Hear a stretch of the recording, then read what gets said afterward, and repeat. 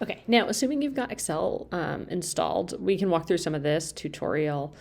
So it's giving you instructions for how to create a formula. Let me show you. So here, they're just adding 1 plus 1. Let me show you how to do that. So here I can start and create a blank workbook, and I'll put the tutorial in my Excel file side by side. And I zoomed in a bunch. So here they're just typing an equation, 1 plus 1. Maybe I'll do 1 plus 200. That gives me 201. So when I click on the cell, right there at the top, I can see the equation, but it's a little confusing because I only see that if I'm clicked on it. Otherwise, I just see the value. I see that 201.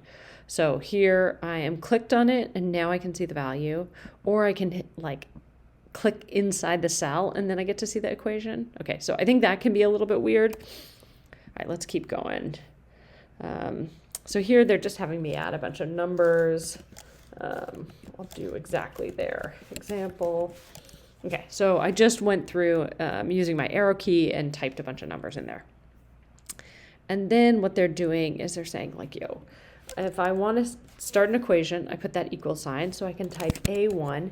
And what's cool is here it's blue, and it's also highlighting A1, that cell, in blue. And I can subtract the value of B1.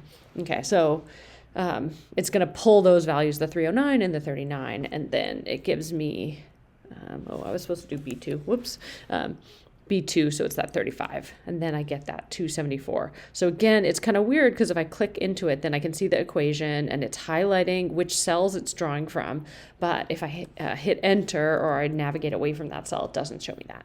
Okay, one more example. It has us here, right, A2 minus B1.